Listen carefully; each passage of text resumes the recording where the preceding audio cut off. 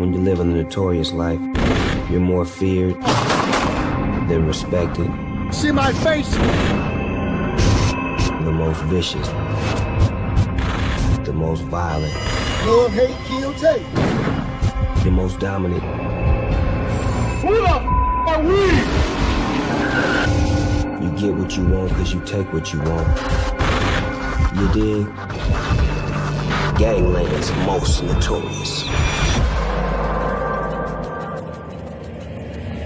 Gangland.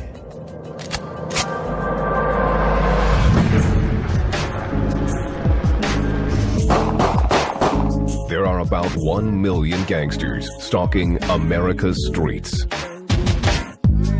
They can be found in every state and every city. If the police come right here, we beating their ass. Through unprecedented access to this lawless world. It was just about killing. Killing. Killing. We've told their violent stories. All I wanted to do was hurt people. And revealed their dirty secrets.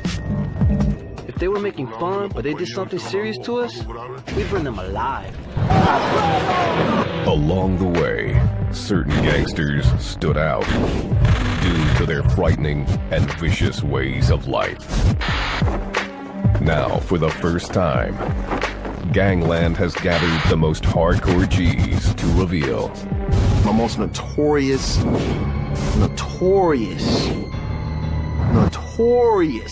We live that.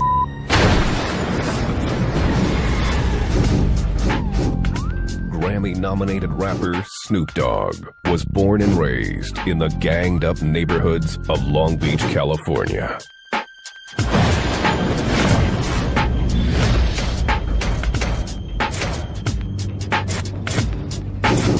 There were a lot of notorious guys around me. You know, killers, riders, jackers, you name it. Growing up sort of fatherless, like a lot of the kids from the east side, these notorious figures became our father figures. Snoop Dogg was once a member of the Rolling 20s Crips before becoming a rap star. While he has left the streets, his music is still inspired by his old hood. It's all life. If you take my head away, whatever I'm rapping about gonna still come out, because it's in my heart. It's not in here. It's in my heart. They always say you can take the homeboy out the hood, but you can't take the hood out the homeboy.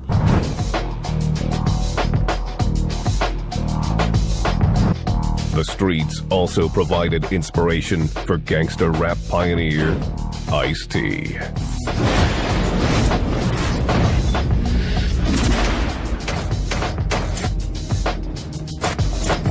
I've been fortunate to see a lot of the sides of LA. See, I not only saw the gangbang side, I saw the drug dealing side. Ask your mama what this is. I saw the hustling side, the pimping side, the boosting side. So I walk lightly. I'm very fortunate to be this age and made it out of there. Ice-T attended LA's infamous Crenshaw High School in the mid-1970s with some of the original Crips. Ice-T never joined, but he turned the grittiness of the streets into gangster rap. It's kind of like cheerleading for the hood, you know? And I started to tell the stories of the streets, you know, how easy you could get shot, how easy you could get dealt with out there. I have actual gang-banging rhymes that nobody's ever heard. You want to hear a gang rhyme? Strolling through the city in the middle of the night, on my left and on my right, yelling ripped every I see. If you bad enough, come with me.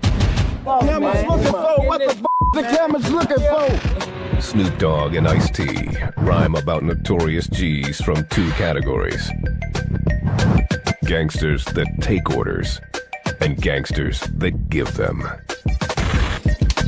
The ones that give the orders are known as shot callers.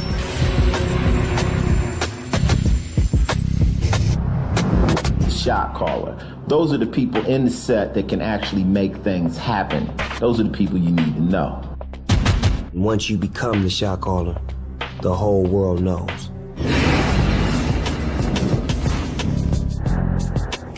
shot callers lead by violent example. Anytime there was a fight, if it was an enemy, you know, I'm trying to stab him with a screwdriver. I'm trying to stab him with a knife, whatever, you know, a pitchfork, whatever, I don't care.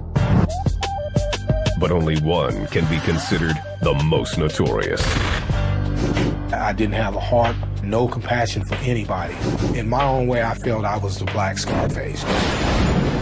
Most notorious shot caller. Paps. Wasn't nobody that didn't live in that particular area was gonna come over there with anything. You know, plain and simple. We were getting shot and we were shooting. That seed had bursted, so, you know, we were doing that Wild Wild West thing. Ramont Williams, a.k.a. Paps, learned to gangbang on the streets of L.A. before moving to Las Vegas. I distinctly remember Vegas didn't have the reputation that it had then. I don't even believe that any gangs existed in Vegas at that time. Paps quickly changed all that. He set up Sin City's first West Coast gang and began calling the shots. We were doing all kinds of shit. I'm talking about, you know, burglaries, home invasions, robberies. If it made money, we were involved in it. One brazen crime put Paps and his crew on the map. August 1981. Paps and his homeboys set out to rob a crowded casino bar after getting high on Sherm.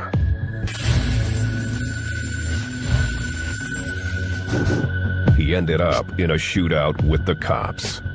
The police shot as I went back in the door, and the glass shattered. So my homeboy was next to me, so I took the gun and started shooting back at the police through the busted glass. Paps quickly took a hostage and locked himself in a nearby freezer. The negotiator came, the same you see in the movie. They got the place surrounded, they ain't gonna never get up out of here. They're just gonna eventually end up killing us. Paps surrendered and served over 20 years in prison before being paroled. When he returned to the streets, he did so with a vengeance. I was that hardened gangster thug, street warrior, if you will. Even more so than I was before, 100 times more. Paps has been in and out of prison for the last 30 years. And he doesn't see the notorious lifestyle going away anytime soon. Just like pouring water in a glass with no sides. It would just keep flowing and flowing. It has no end. Only a beginning, but no end. But for many notorious gangsters, there is an end. A violent one. Violence is the glue that keeps the organization going. And if you have an organization and you are not ready to employ violence, extreme violence, it's killing people, you might as well get out of town. Death can come in many forms. The blade, the bullet, even the needle. I'm like kind of a professional mourner now, you know. Death don't really bother me like that. It hurt real bad when you love somebody and they died, but, you know, I don't give a about it no more. And when a gang wants someone taken out, they call on a professional, a stone-cold killer. Most killers don't flaunt it. They don't walk around and flaunt it. They're some of the quietest guys, and when they explode, they're the loudest. Hitmen and assassins. Every gang's got one on the payroll. You're dealing with people that are no longer capable of feeling any humanity whatsoever. They are killing machines. Killing machines with no soul. Their techniques vary, but their results are the same. Heads and hands, they got dropped in quick acid, you know, dissolve the skin. So all you have is a skull. The skull is easy. You know, you break it up, you grind it down, you know, it's ashes.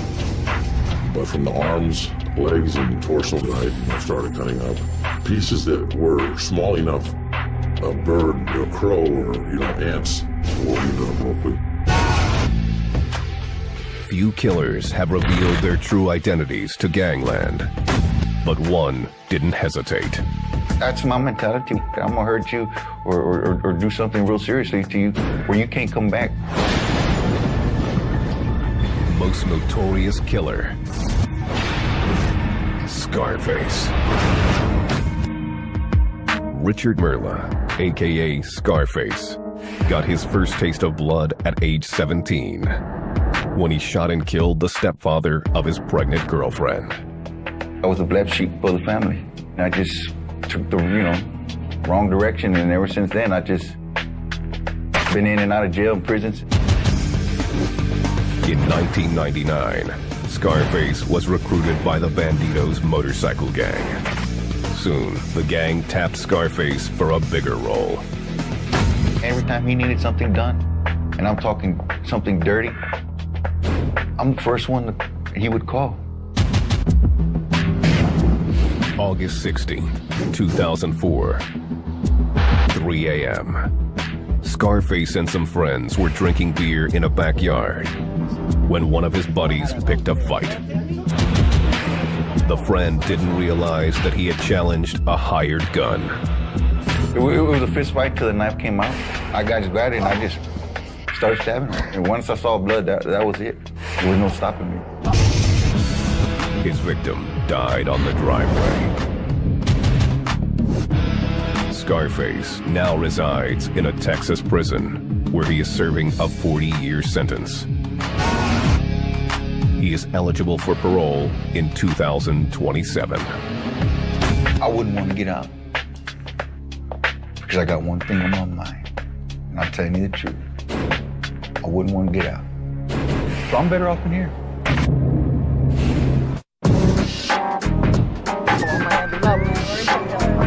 The gangster life. I'm from the streets and this is what's up. Look, bullet wound right there. Still fresh and kind of looking ugly. Thousands aspire to live this violent, vicious lifestyle.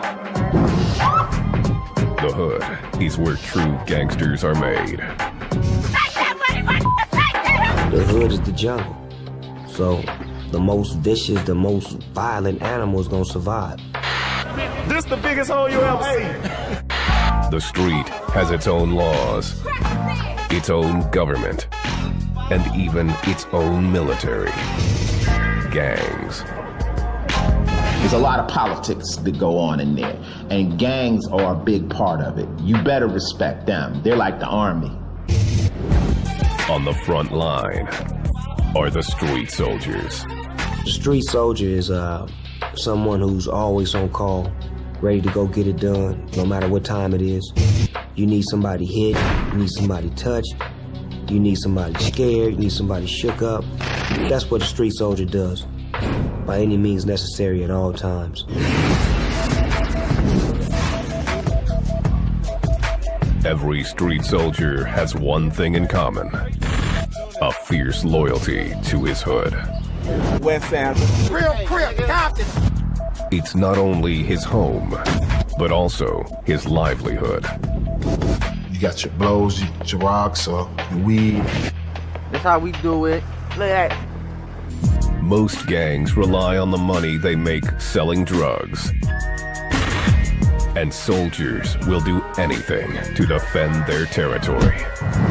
You got all these buildings shooting at you at one time, bullets flying past your head. So many different gunshots. Boom, boom, boom. The threat of death means nothing. Dying is part of it. That's the way it has to be. And that's the mentality that even the youngest gang member has. You go out there half-ass gangbanging, you're not gonna survive. That's the scar from where they cut me open. This is where I got shot 9 times in the chest, stab wound. I've been shot 23 times on different occasions. I've been shot in the head, point blank, 9 times in the chest and stomach. I got shot in the balls. Only the most notorious street soldiers have been to the brink and lived. Most notorious street soldier, Little Bear.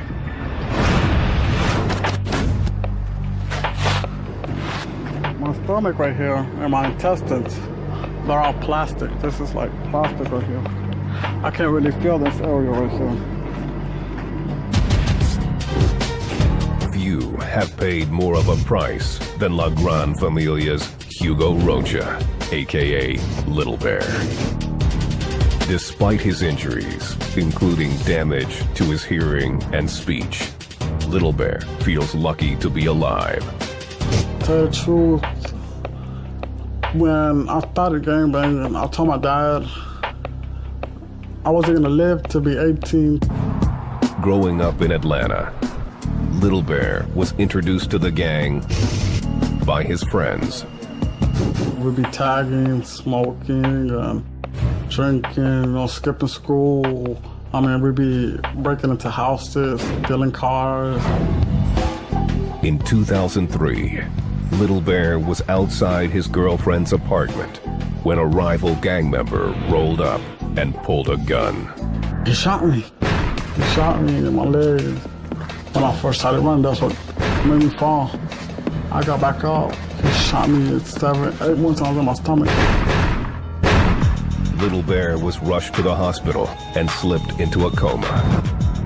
He woke up 3 months later. I couldn't talk, eat, move. I couldn't do anything, and I didn't even know who I was. Little Bear now uses his gruesome scars to show the consequences of being a street soldier. I'm actually glad the guy shot me, because if he wouldn't have shot me, I really wouldn't know where I'd be now. I'd probably be dead, or I'd probably in prison. There's no shortage of recruits in the hood. They're seduced by the promise of power. Street soldiers believe that this is the easy way to make money, gain prestige, power, and control. But for the most part, they never make it. Only a few select gangsters live past their teenage years. The most respected are those few who live long enough to be considered OGs. The OG, the one who basically put the foundation down, who did it when it wasn't to be done, who basically lasted the longest. OG means first generation. What original means is before me, there was none, right? OGs shaped their gang and typically worked behind the scenes. People fear you more when they can imagine, who you are and what you can do to them. It's like Charlie's Angels, Nobody never sees Charlie. They only hear his voice. But Charlie make everything pop. Only the fearless rise through the ranks to become OGs. They're expected to earn their way to OG status. If your homeboy says, I need you to go with me to kill someone, you gotta go with him. But those who make it reap the rewards. That money that came in from it, man, it was so good, man. You couldn't stop. It was an addiction.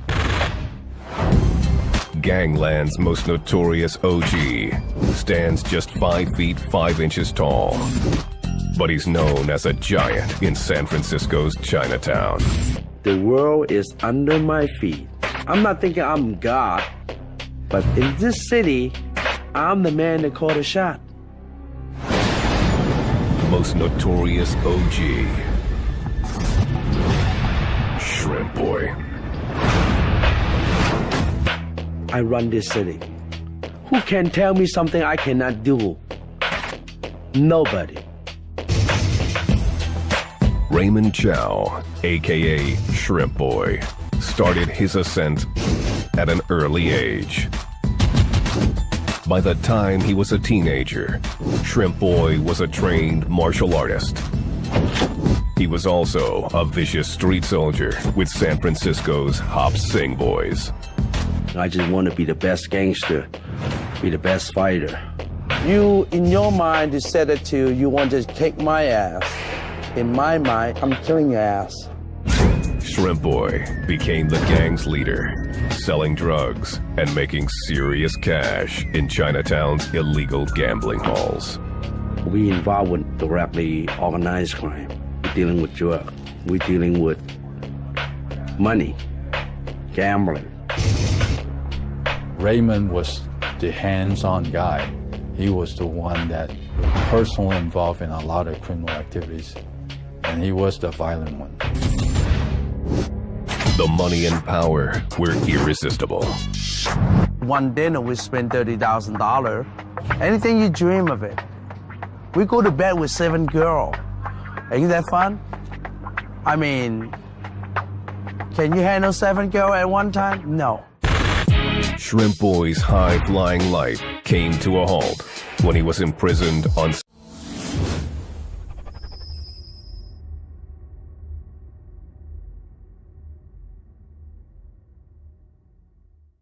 6 counts of trafficking firearms.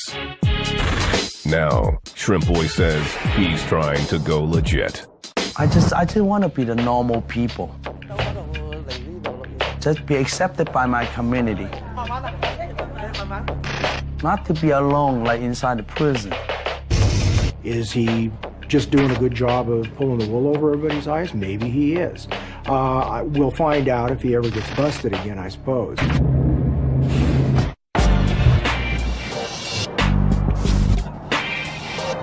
America's gangs have created a secret world of symbols, colors, and codes. Misinterpret any of them, and it could lead to death. Hand signs, Go up the phone. slang. Gangsters have many ways to scare off rivals. Don't be scared. Even the walls in the hood have a voice. What we got here is some real standard NSM graffiti. See the N, S with the 2 lines through it, M for Northside Mafia. The walls are like newspaper, you know, of the neighborhood.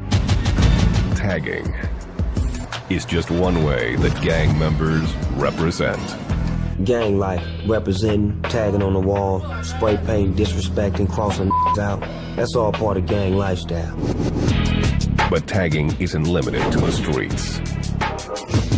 For some gangsters, the only way to truly represent is with permanent ink. 713, Houston, H-Town, City Houston skyline. When you get tattoos to represent your neighborhood, or you crossing out another neighborhood on your body, or you putting the city across your chest, you know, which bring respect. Yeah, LMG right there. But it's basically my hood, you know, something I live by, die by. The I represents strength and knowledge. To know all. Pyramid is like power, foundation. I did that myself with a straight razor. That's a blood loss. That's north for life. I'm in these streets. I am the streets. Some tats symbolize a gangster's history. Others pay tribute to fallen homies. My cousin died in 05 in Baden on the north side of St. Louis. Got 2 shots to the head. But only the most notorious dare to flaunt their ink everywhere. With attitude to back it up. I love to kick ass. I'll come at you with a smile, but I will fight you just because it's cloudy outside. You know what I mean? Most notorious ink. Boxer. Steve Fierro, a.k.a. Boxer. He's an enforcer with the Mongols motorcycle gang. When there's people out there who don't really agree with what has to be taken care of, I make sure that they agree with it. I don't take no for an answer. Boxer earned his nickname at an early age. My parents don't even call me by my given name. I'm even Boxer to my parents. His body ink shows his fierce dedication to the Mongols. I'm proud of my club, so I want everybody to know about it. A lot of them have different meanings. You know, we got the brother heads on us like this. The MFFM that I have right here on my chin, it's Mongols Forever, Forever Mongols. This is telling you that I really don't give a about you, and if you want to do something, you can do it. Boxers Inc. reflects his philosophy. Go big or go home. When I first started, I got these on my face, and a lot of people were looking at me saying, hey, well, what do you got that genie for, you know? So I put the Mongols over so that they know what it is. Boxer's dedication to his gang will extend to the grave. I'll live for my brother, I'll die for my brother, I'll take a bullet for my brother. That's just the way I live.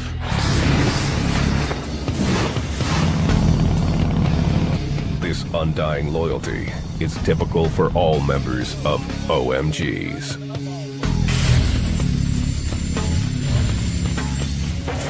What makes the difference between an outlaw biker and some of these other groups, I think, is to the extent that you will defend yourself. It'd definitely be an honor for me to die for this club. That's it, brother, right there. OMGs consider themselves to be above the law. We're bikers. We're the outlaws. We're the best of the best. We make our own rules. They show their force in numbers. You get on your bike when you're with 30 or 40 guys. Everybody's riding to abreast. It's like having an extension of your, you know. Those who break the rules face serious consequences. It ain't no little girls club, man. This is a man's club. You want to man up, you're gonna up. You're gonna take the man punishment. You don't want to take that?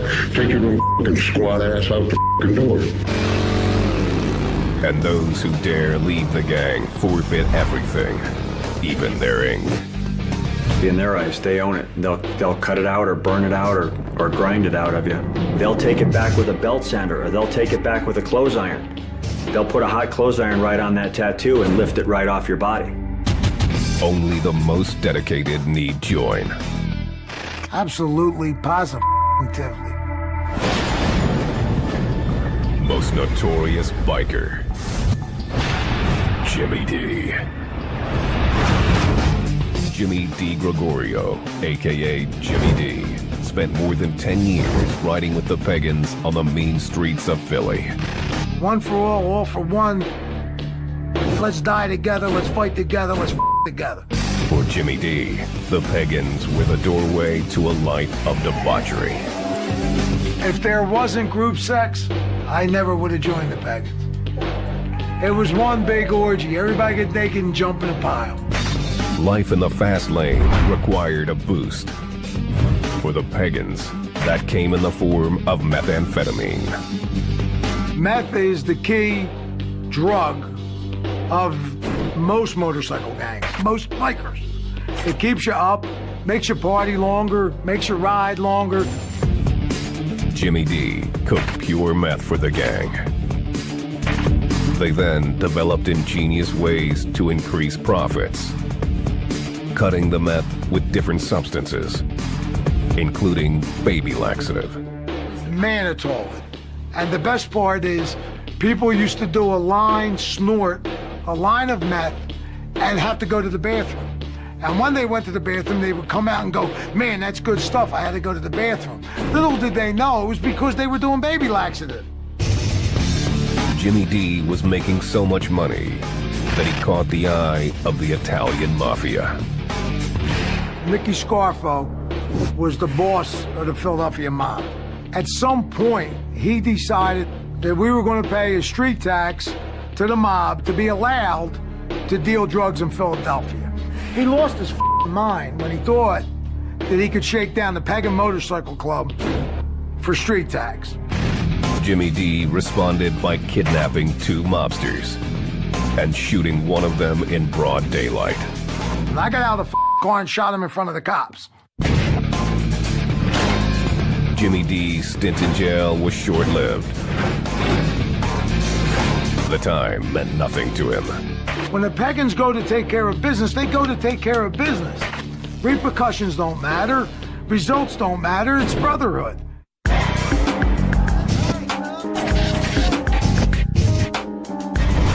There is a universal symbol inked onto the skin of gang members across the country. 3 simple dots in a triangle. It represents the only 3 possible outcomes of gang life: prison, a hospital bed, or the grave. Prison can be like death. At some point in the time, in a criminal's mind, you think you slick. There's some kind of ego that goes with it, you know, but that's quickly erased with prison. Inside, there are only 2 types of gangsters. You either a wolf or a rabbit. And ain't no in between. You either a wolf or a rabbit. Rabbits get ate.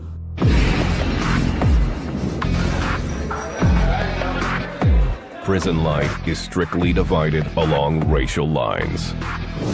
Well, in prison, the gang system is completely different than the streets. Meaning that if I got a problem with you on the streets, and I'm trying to kill you and you trying to kill me, the minute we get behind bars, that is over with. We have to become black. And it's a race thing now. These guys like to segregate themselves on this yard by race. Off to my left, you see the inmates over here. This is our white area. Over here, you'll have your skinheads. And then off to the right, you'll have your Southern Mexicans from Southern California. The Serranos is what we call them. Gangsters new to the pen need protection. And there's only one way to get it. Prison gangs are the top of the food chain. You know, in the predator world, the criminal world, prison gangs make the rules. It's a wake-up call for even the hardest individuals. I had hit the big house, but I seen some things in there and did some things in there that I didn't know I was capable of doing. I thought the wars on the street were surmountable, but the wars that were going on in prison were just as violent. Gaining membership into these gangs isn't easy. We consider ourselves to be professional criminals. We didn't take or accept rapists or child molesters or snitches or nothing like that. You had to be vicious. If you took a guy out and just butchered his ass in front of everybody, other people seen that and they didn't want it happening to them. Yet even among this dangerous group, some cons stand out. Violence got the message across, like nothing else could. You could talk till you were blue in the face. But the thing they did understand, particularly in a controlled environment where you can't get away, was violence. Most notorious convict, Big Mike. You killed a man, you cut his head off and kicked it down the walkway to instill fear in individuals. It was extreme, it was extraordinary. It was unlike anything that you saw anywhere else. Michael Thompson, aka Big Mike, was serving a life sentence at California's Folsom State Prison when he first hooked up with the Aryan Brotherhood. I was extremely naive about the way things were and how things operated. Well, this is the big house, and this is where the big boys play. At 6'4" and weighing 285 pounds, he was seduced by the promise of brotherhood and unity. They make you feel good, make you feel proud, make you feel like you're a part of. And of course, all of us are looking for that, particularly in prison. Big Mike mastered the art of war. His weapon of choice, the shank. When you engage in a knife fight, and you're driving up on a man and you feel that knife enter his body, and that air comes out of him, and you feel that energy drained, it changes your life forever. I don't care who you are.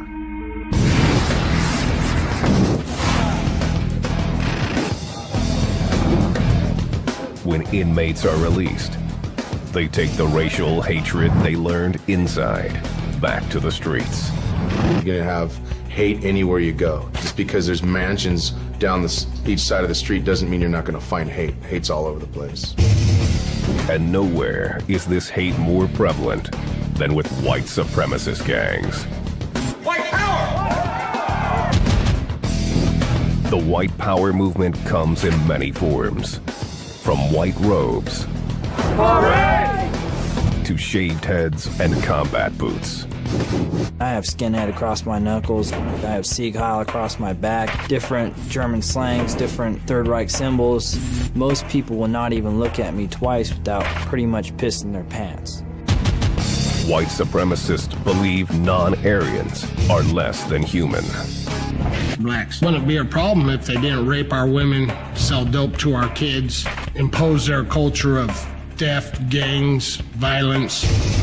This right here is the Jew flag. Usually when we have big events, people will wipe their feet on it, spit on it, whatever they feel like doing to it. Everybody from that cage, all the skinheads, we all hate Jews, so. But every movement needs a leader. I don't threaten their lives, but I don't care. If they fell down a flight of stairs and broke their neck, it wouldn't bother me. Most notorious white supremacist, Tom Metzger. I was fighting for every white working man in the country that cared about being white. 72-year-old Tom Metzger is the president of White Aryan Resistance, or WAR. He has been recruiting young white men for more than 20 years. White power. I'm Johnny Appleseed. I've been planting seeds for decades. Those seeds are growing up, and they're going to grow up a lot more. Metzger is convinced the country is headed for a race war and is preparing his troops for battle. You're probably going to see revolution and civil war in your lifetime. Definitely. This country's going to go down the tube like mad. Metzger says he does not condone violence, but has no sympathy for his movement's victims. Well, violence works. Violence applied properly is effective. I don't encourage it, but I don't care.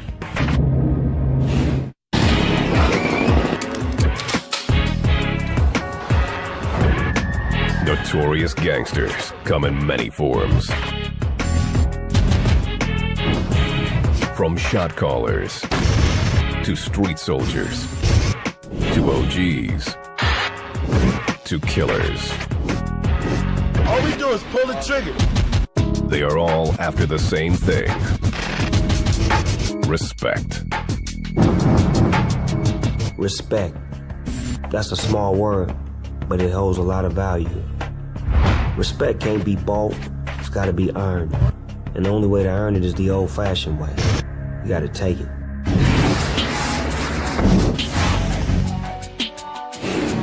But of the hundreds we've met on gangland, only one has enough respect to be considered the most notorious gangster. They call it the Grim Reaper, looking for a life to snatch.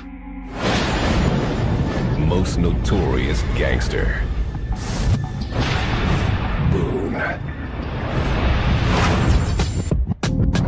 Nate Kraft, aka Boone, was a high-paid hitman for the Best Friends gang, which ruled Detroit, Michigan. Boone asked to have his identity concealed. People hear about it and they like, you see the guy they call Boone? Big, black, bald head. Most of the time he got a hood or glasses on. If you see him, you know you did. He is responsible for 30 murders. His scars tell his story. I was set on fire, also received a shotgun blast. All this was from people that didn't like me. Boone was in his late 20s when he was recruited by the notorious Best Friends. What they were doing, it was a murder game. You only get one shot at that. There's no second chances, there's no third chances, you get one shot. Boone started doing hits for the gang, making as much as $50,000 per killing. Once you got a little taste of money, you wanted more money. never could get enough.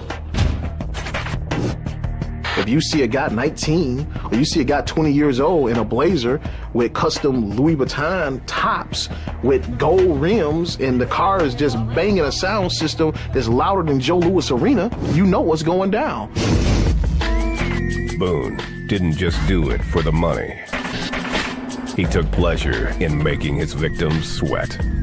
Most guys, I will make them suffer. They know I'm coming for them, so I'll let them know I'm coming for you. Sometimes I'll just show a guy past me, hey, how you doing? I'm not there to do you yet, but you know I'm coming. Boone's killing spree ended when he was arrested on drug charges. He cooperated with authorities in exchange for a reduced sentence. But snitching on a gang has lifelong consequences. I usually be in the hunter. Now I got people doing me, trying to do me. That feel weird because I gotta watch my back. Boone has a warning for the man who tries to take him out. They could count on one thing. You better make sure the first bullet counts. Cause of that, ain't nothing gonna stop me till I get my hands wrapped around your throat and snatch it. Hopefully I'll be able to take them to hell with me. I'm not going by myself.